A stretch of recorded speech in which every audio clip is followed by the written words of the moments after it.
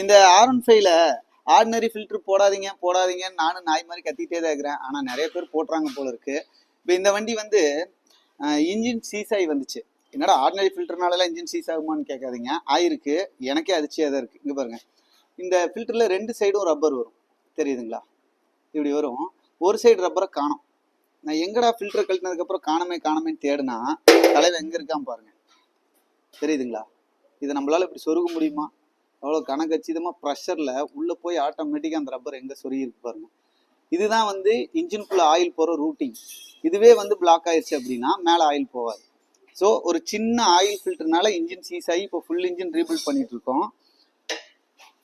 இன்ஜின்குள்ளே பொறுத்த வரைக்கும் சின்ன சின்ன பொருட்கள் வந்து பெரிய விலை வித்தியாசத்தை முடிவு பண்ணும். என்ன காரணம்னா ஒரிஜினல் பொருளுக்கும் ஆர்டினரிக்கும் இருக்கிற வித்தியாசம் அதுதான். சின்ன பொருள் பெரிய செலவை உங்களுக்கு கொண்டு போய் இழுத்துரும். அதனால என்னடா ஒரு ஆயில் ஃபில்டர் 247 ரூபா இருக்கே நம்ம யோசிப்போம், இது 60 ரூபாய்க்கு கிடைக்கும். ஸோ உங்களுக்கு 200 ரூபா மிச்சமாகும். ஆனால் பின்னாடி ஒரு 35,000 ரூபா செலவாகும்.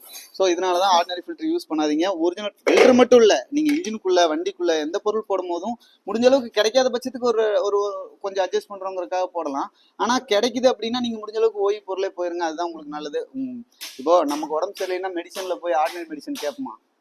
கேட்க மாட்டோம். டாக்டர் எது ப்ரியாரிட்டி கொடுத்து ரெஃபர் பண்ணுறாரோ அதுதானே வாங்கி சாப்பிடுவோம். அதே மாதிரி தான் வண்டிக்கும் தேவைப்படும். ஸோ மெக்கானிக்குனால இந்த பாஷையில் சொன்னேன். இது மட்டும் மெக்கானிக்ஸ்.